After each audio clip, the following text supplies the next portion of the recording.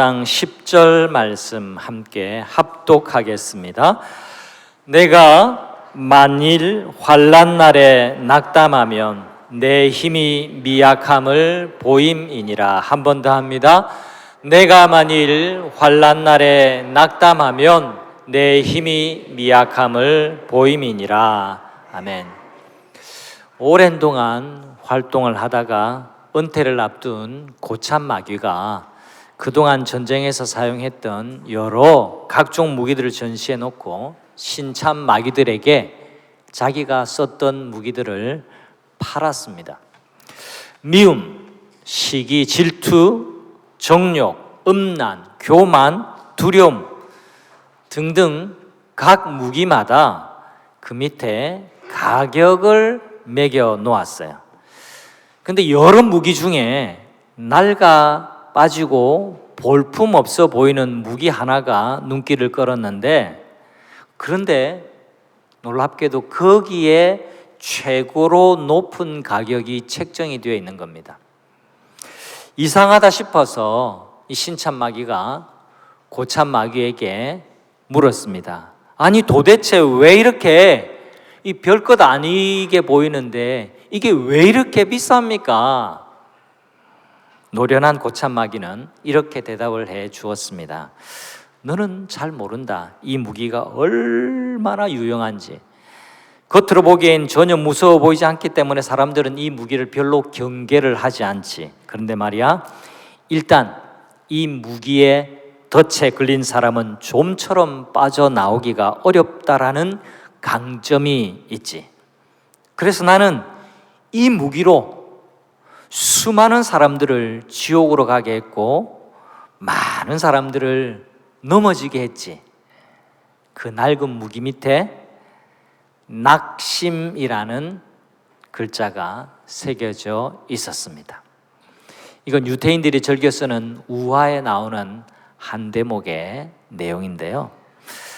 낙심이라는 말은 우리말 큰 사전에 보니까 바라던 것이 이루어지지 않아서 마음이 풀어짐이라고 해설해 놓았습니다. 신앙생활에서 가장 치명적인 것 중 하나가 바로 낙심입니다. 오늘 잠언의 한 구절에 집중해 보려고 하는데요.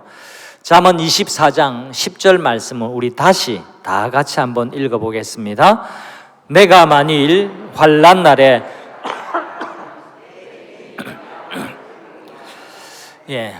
내가 만일 환난 날에 낙담하면 내 힘이 미약함을 보임이니라. 잠언은 짧은 어록의 모음입니다. 또 바늘처럼 핵심을 꼭 찔러서 교훈을 전달하는 것이 잠언의 특징이죠. 또 다른 잠언의 특징은 인상적인 언어를 사용한다라는 것이 굉장한 특징입니다. 다시 10절 말씀을 보겠는데요. 내가 만일 환난 날에 낙담하면 내 힘이 미약함을 보임이니라. 제가 원래 성경의 언어 단어를 좀 차용해서 제가 다시 한번 읽어볼게요. 내가 만일 차라 하는 날에 낙담하면 내 힘이 차르함을 보임이니라. 다시 한번 할게요. 잘 들어보세요. 10절 한번 띄워주시고요. 내가 만일 차라 하는 날에 낙담하면 내 힘이 차르하는 것을 드러내는 것이다. 히브리어로 환난이라는 말은 차라라는 단어고, 그 다음에 미약함이라는 단어는 차르라는 단어입니다.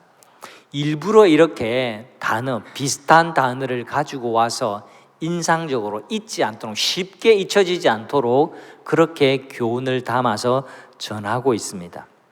다시 읽어볼게요. 네가 차라 하는 날에 낙담한다면 네 힘이 차르하게 되는 것을 드러낼 뿐이다.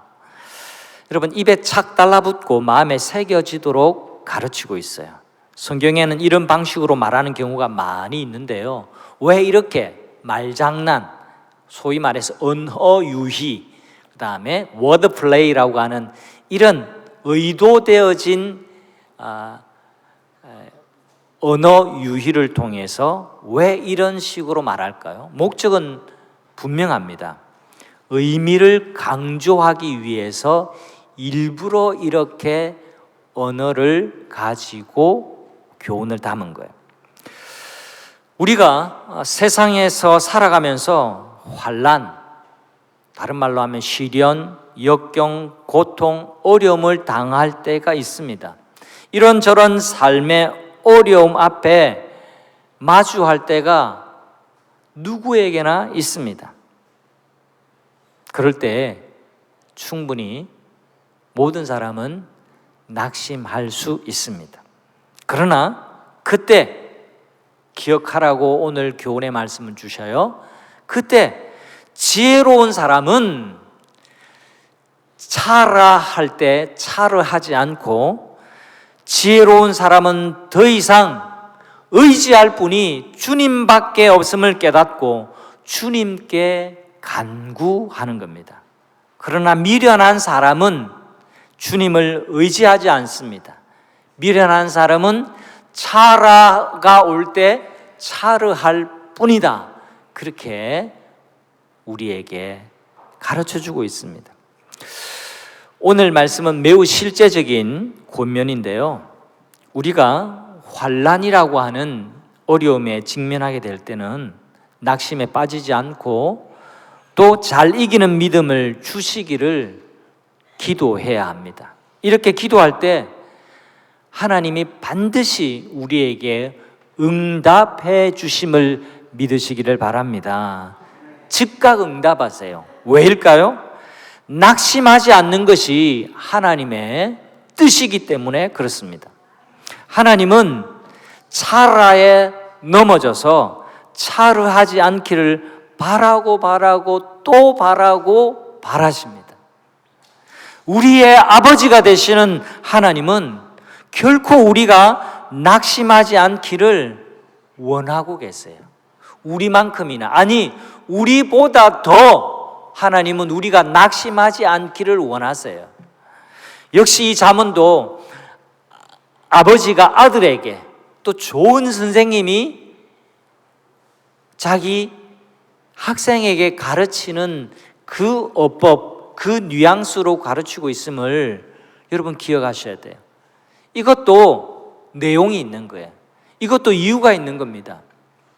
성도 여러분, 다시금 강조합니다. 하나님은 우리가 낙심하는 것을 결코 원하시지 않아요. 환난이 찾아올 때에 낙심에서 벗어나 낙심하지 않고 곧장 주님을 의지하기를 우리 주님이 우리보다 더 원하고 계세요. 그래서 이 교훈의 말씀을 우리에게 들려주고 있습니다. 여러분, 성경을 읽으시다가, 아니 또 살아가시다가 이 차라를 만날 때, 이 환난을 만날 때, 내가 원치 않은 괴로움을 당할 때, 여러분 그때마다 막 생각이 그냥 떠다니지 말고 그때마다 내가 들었던 설교는 어땠지? 성경에는 뭐라고 말씀하고 계시지? 이걸 또 올리는 것이 올바른 성도의 삶의 태도임을 기억하시기를 바랍니다.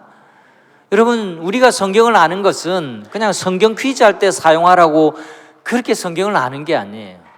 여러분, 어려울 때마다 성경을 기억하세요. 하나님의 말씀을 떠올리세요. 그리고 그분의 지혜에 귀를 기울이시기를 바랍니다. 그게 성도가 살아가는 삶의 방식이요 태도인 겁니다. 여러분, 성경을 우리가 떠올려 보면 성경에도 낙심이라는 어려운 삶에 처했던 유명한 사람이 있습니다. 대표적으로 엘리야입니다. 선지자 엘리야는 구약 성경 전체를 통틀어서 선지자 대표 선수라고 말할 수 있습니다. 가장 큰 능력을 행했던 유명한 선지자가 바로 엘리야였습니다. 엘리야는 갈멜산에서 850명의 바알 선지자, 아세라 선지자, 목숨을 걸고 싸웠고 엄청난 승리를 거기서 거두었습니다. 그런데 말입니다, 얼마 뒤 북이스라엘, 지금 이 일들은 북쪽 이스라엘에 벌어진 일입니다. 북이스라엘의 왕 아합의 부인 왕비 이세벨의 한마디 때문에 그 마음이 무너져요. 내가 저 엘리야를 반드시 잡아 죽일 거야. 이 왕비의 한마디에 마음이 무너지고 두려워서 그때부터 엘리야는 도망가기 시작합니다. 그래서 160km나 멀리 떨어진 남유다, 북도 아닙니다. 북이스라엘도 아니에요. 남유다 브엘세바 광야 깊숙한 곳으로 들어가서 로뎀 나무 아래에서 마음의 불편함을 느끼고 낙심해가지고 죽기를 구했습니다. 자그마한 로뎀 나무, 여러분 성경에 나오는 로뎀 나무, 엘리야가 거기 쓰러져서 휴식했던 그 나무가 우리 교회 앞에 있는 커다란 은행나무로 여러분 생각하면 안 돼요. 굉장히 작은 덤불과도 같은 작은 나무가 로뎀 나무입니다. 이 자그마한 로뎀 나무에 앉아서 하나님께 하소연합니다. 하나님, 이제 아무 일도 할 힘이 없어요. 이제 저는 죽고 싶습니다. 죽여주세요. 저는 모든 의욕이 다 달아나고 난 이제 아무것도 안 할래요. 하나님, 더 이상 나에게 이래라 저래라 하지 마세요. 이러고 있었습니다. 하나님은 낙담한 엘리야를 보고만 계시지 않았습니다. 이 장면이 굉장히 중요합니다. 하나님이 낙담한 하나님의 자녀들을 결코 보고만 계시지 않는다는 사실을 믿으시기를 바랍니다. 하나님 마찬가지예요. 내가 낙담해 있을 때, 내가 마음의 어려움에 처해 있을 때 그냥 내버려 두시는 하나님이 결코 아닙니다. 은혜로우신 하나님은요, 몸과 마음이 탈진한 엘리야에게 찾아오십니다. 열왕기상 19장 5절 6절 말씀을 보면 하나님께서, 제가 읽어드릴게요. 로뎀 나무 아래 누워 자더니 천사가 그를, 엘리야를 어루만지며 여호와의 천사가 또다시 와서 어루만지며 이르되 엘리야야 일어나서 먹으라. 하나님이 낙심한 엘리야에게 찾아가셔서 어떻게 하시는지 잘 보세요. 천사를 보내셔서 몸과 마음을 어루만져 주세요. 여러분, 힘을 잃은 사람을 어깨를 이렇게 붙들어 주는 것, 어루만져 주는 것이 얼마나 큰 위안이 되는지 몰라요.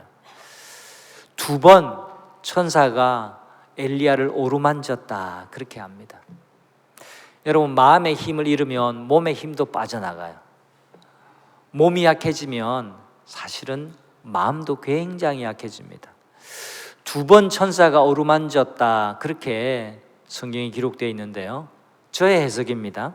저의 해석은 지친 몸도 어루만져 주시고 낙심하고 있는 엘리야의 마음도 이렇게 보듬어 주신 것이라고 저는 그렇게 묵상을 했습니다. 뿐만 아닙니다. 음식을 가져다 주면서 천사가 일어나서 먹으라. 먹어야 산다. 먹어야 힘을 낼 수 있지. 그렇게 힘을 얻게 하세요. 성도 여러분, 하나님은 나를 위로하시고 격려하시는 분입니다. 여러분의 마음속에 그려놓은 하나님의 이미지가 막 나를 그냥 쳐다보시고 내가 잘못하고 있는 건 없는지 늘 보시고 막 잘못하면 막 벌 주시려고 하는 그런 하나님으로 여러분이 하나님에 대한 이미지를 그려놓고 있지 않으시기를 바랍니다. 하나님은 때때로 우리에게 징계하시는 분이시지만 그게 하나님의 본심이 아니에요. 하나님은 늘 언제나 우리를 보듬어 주시고 살펴주시고 위로해 주시고 품어 주시고 돌봐주시는 분이 우리의 아버지이심을 믿으시기를 바랍니다. 엘리야가 그 로뎀 나무 아래에 쉬고 또 먹습니다. 얼마간 정신을 차리고 힘을 내지만 엘리야는 또 남쪽으로 내려가요. 더 남쪽으로. 그리고 더 멀리 자기가 활동하던 이스라엘이라는 그곳과는 더 멀리 호렙산까지 찾아갑니다. 그리고 그 호렙산 동굴에 웅크리고 앉아서 마치 상처난 짐승처럼 그렇게 지체하고 낙심해하고 있습니다. 하나님은 거기까지 쫓아가세요. 그리고 하나님은 다시 찾아가셔서 물으세요. 이 엘리야와 대화를 하세요. 대화를 하시는데 두 가지 또 물으십니다. 엘리야야, 네가 왜 여기 있느냐? 엘리야야, 너는 여기에서 무엇을 하고 있느냐? 또 찾아가셔서 물으세요. 엘리야야, 너는 여기에서 무엇을 하고 있니? 그렇게 물으세요. 여러분, 이 질문이 엘리야를 일깨우는 질문이었어요. 하나님은 엘리야의 실망과 괴로움과 무너진 마음을 이미 알고 계시면서 묻고 계시는 겁니다. 엘리야야, 너는 여기에서 무엇을 하고 있니? 이 말씀은 네가 있을 곳은 여기가 아니다라는 말씀이기도 하지만 너 저기가 아니라 바로 여기에서 무엇을 하고 있니? 이렇게 말씀하시는 것을 보아서 하나님이 엘리야에 계신 바로 여기에 하나님이 쭉 함께하고 계셨다라는 것을 하나님이 이 질문을 통해서 엘리야에게 가르쳐주고 계시는 거예요. 하나님은 성경 곳곳에서 우리에게 말씀해 주십니다. 환난 날에 나를 부르라. 내가 너를 건지리니 내가 너를 영화롭게 하리라. 시편 50편 15절 말씀입니다. 환난 날에 나를 부르라. 한번 따라 하실까요? 환난 날에 나를 부르라. 다시 잠언의 말씀으로 되돌아가 봅시다. 환난 날에 낙담하지 말라. 이것이 우리 하나님의 가르침입니다. 환난 날에 네가 낙담하면 네가 차르하는 거야. 네 힘이 미약함을 보이는 것뿐이야. 그래서 환난 날에 네가 나를 찾으라. 나를 의지해라. 그렇게 말씀하는 겁니다. 성도 여러분, 하나님의 백성에게 환난 날은 기도하는 때인 줄 믿으십시오. 그러면 하나님이 반드시 환난 날에 우리를 위기에서 건져주시고 우리의 앞길을 인도해 주심을 믿습니다. 여러분, 가만히 우리가 사는 날들을 관찰해 보세요. 성경을 보시고 또 우리가 사는 날을 믿음으로 관찰해 보세요. 그게 지혜로운 사람의 안목이에요. 우리가 사는 날을 가만히 보면 언제나 좋은 날씨만 계속 될 수가 없습니다. 어떨 때는 하늘에 비구름이 잔뜩 낄 때가 있고요. 또 어떤 때는 태풍이 몰아치고 폭우가 내리기도 해요. 상상해 보세요. 어떤 사람이 들판을 걷다가 큰 비를 만나요. 가까운 곳에 동굴이 있다면 그 동굴에 들어가서 안전하게 피할 수 있을 겁니다. 그런 동굴이 없이 큰 비바람을 홀로 온몸으로 만나면 비에 쫄딱 맞고 주위에 벌벌벌 떨어야만 합니다. 여러분, 큰 비를 만난다? 들판에서 내가 큰 비를 만난다? 어떻게 해야 돼요? 빨리 주변을 살피고 내 몸을 피할 곳을 찾아야 됩니다. 하나님은 하나님의 말씀을 의지하는 자들에게는 인생에 큰 비가 내리고 바람이 불 때 든든한 산성과 바위가 되어주셔서 안전하게 지켜주심을 믿으시기를 바랍니다. 잠언에서는 지혜를 강조합니다. 끊임없이 지혜가 무엇인지 우리에게 알려주고 있어요.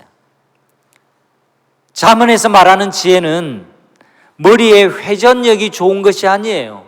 머리에 IQ가 좋은 것을 말하는 것이 아닙니다.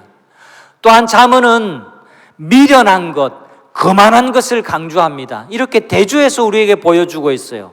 미련하다고 하는 것은 명석함이 좀 뒤처지는 것만을 의미하지 않습니다. 지혜의 근본은, 성경이 말하는 지혜는 여호와를 아는 것입니다. 여호와를 경외하는 것입니다. 그것이 지혜의 뿌리고 지혜의 본질이라고 우리에게 가르쳐 주고 있어요. 하나님의 말씀을 붙들고 사는 사람과 세상을 가면서 사는 것이 평소에는 그 차이를 잘 알 수가 없어요. 그러나 인생의 비바람이 불고 환난이 찾아왔을 때 하나님의 말씀을 붙들고 기도하면 반드시 하나님이 응답해 주시고 살 길을 인도해 주십니다. 아무리 환난이 고통스럽고 힘들어도 이상하게도 마음에는 언제나 따뜻한 사랑이 있고 감동이 있어요.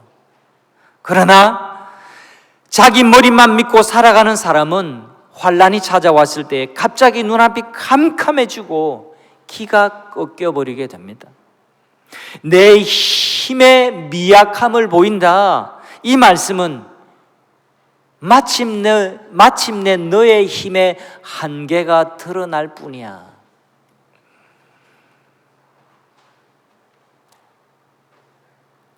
내 힘으로 살려고 하는 사람들은 평소에는 몰라요. 근데 그 환난의 날에 내 힘이 여기까지 뿐이구나라는 것을 비로소 알게 된다라는 겁니다. 그러나 평소에 하나님을 의지하고 하나님의 손에 자신의 손을 올리고 하나님께 맡기며 사는 사람은 바로 그 환난의 때에 하나님의 보호하심을 누리게 된다라는 겁니다. 그것을 믿는 사람이야말로 지혜로운 사람이에요. 차를 운전하다 보면 간혹 도로를 정비하는 경우가 있어요. 그래서 그 차량 운전할 때 도로를 파헤치고 공사하는 그쪽으로 가면 안 돼요. 그래서 길에는 이런 푯말이 탁 이렇게 서 있습니다. 그럴 때는 여기로 오지 말고 저쪽으로 가세요. 안내판이 서 있어요. 근데 이걸 무시하고 직진, 나는 죽어도 직진이야, 남자는 직진이지 하고 막 가면 큰 해를 당할 뿐이에요. 하나님은 잠언에서 우리에게 분명하게 경고해 주십니다. 내가 만일 환난 날에 낙담한다면 내 힘이 미약한 것을 드러낼 뿐이야. 환난의 때에 낙심하지 않도록 조심해야 돼. 환난의 때 만나니 그러면 이쪽으로 가야 돼. 하나님께로 가야 돼. 더욱더 하나님이 가르쳐 주시는 지혜의 말씀대로 가야 돼. 이렇게 잠언은 우리에게 가르쳐 주고 있는 겁니다. 성도 여러분, 생각을 잘 하셔야 됩니다. 지혜를 얻으셔야 됩니다.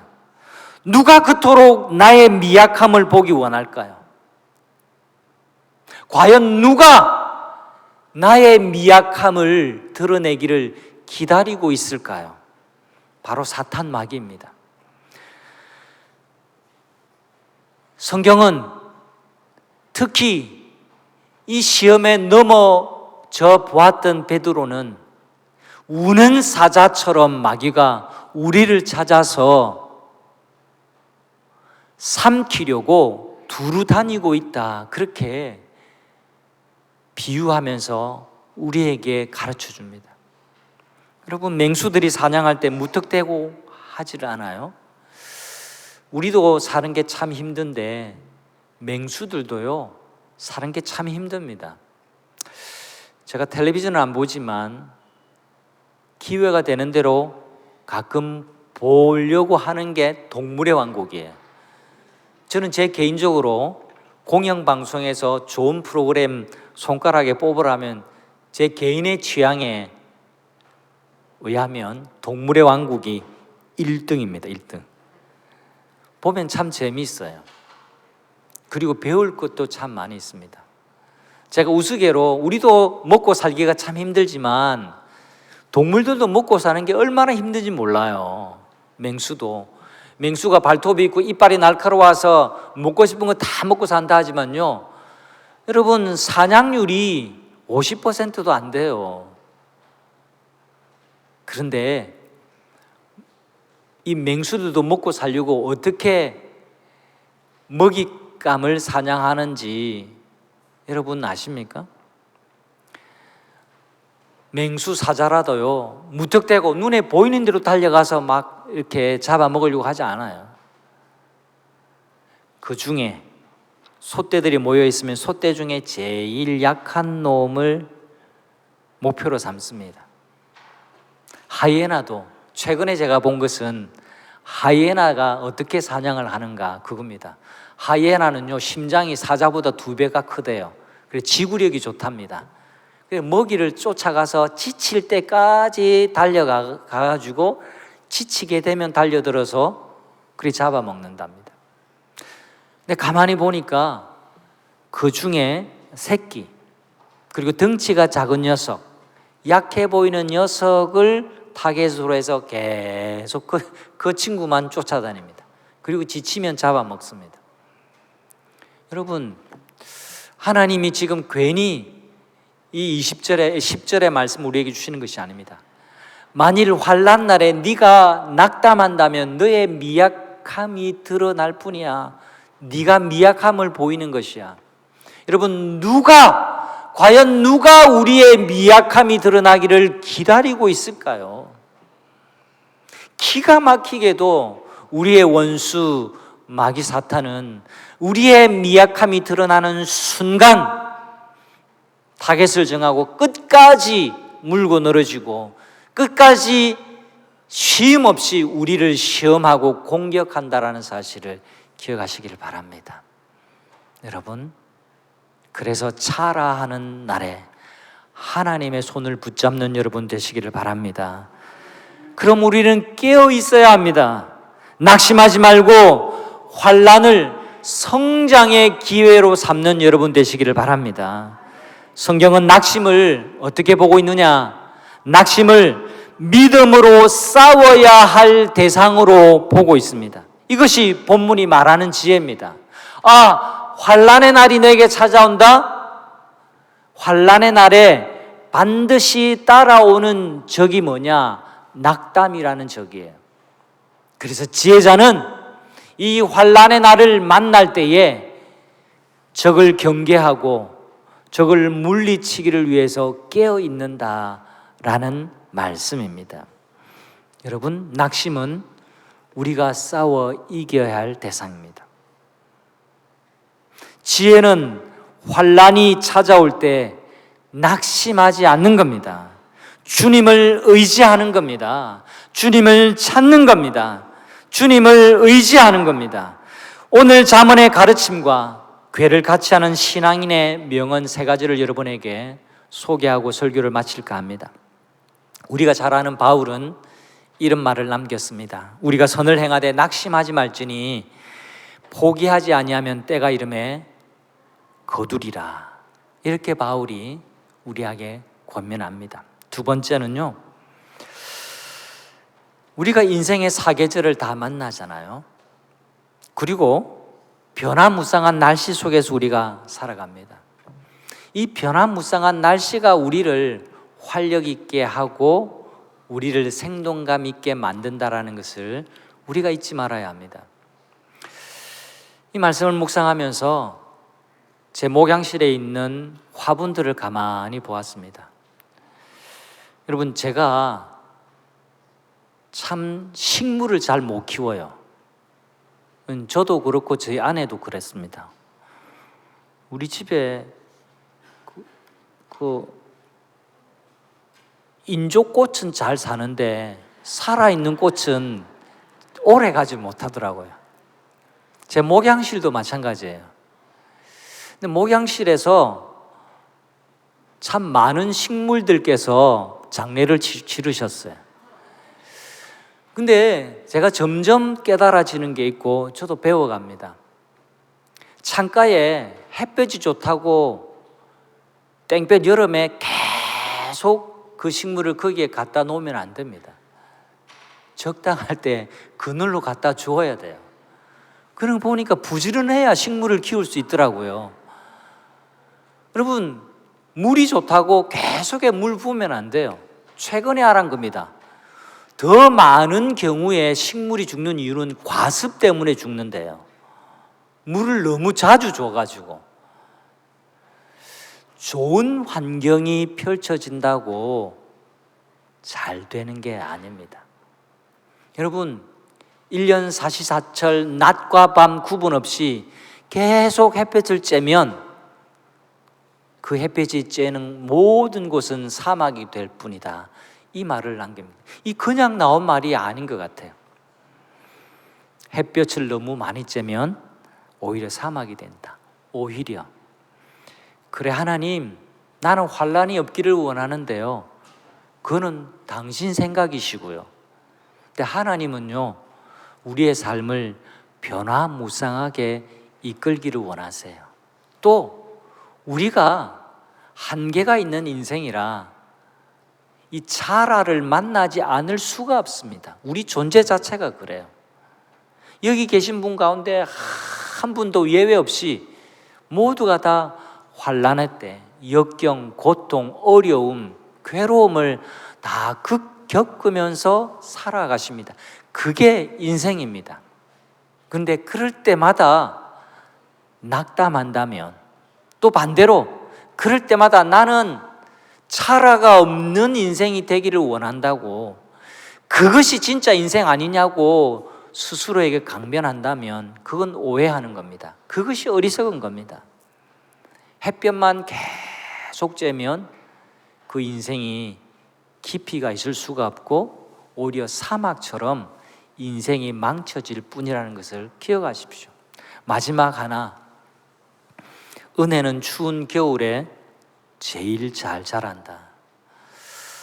참 마음에 깊이 새겨볼 만한 어록이 아닌가 생각합니다. 여러분, 인생의 겨울을 맞이하고 계십니까? 거기에 어느 때보다 은혜가 크고 굵게 자라고 있음을 기억하시기를 바랍니다. 하나님은 우리를 이렇게 이끄시기를 원하는 겁니다. 이걸 받아들이는 사람이 지혜로운 사람입니다. 여러분 가운데 만사형통 너무 좋아하지 마세요.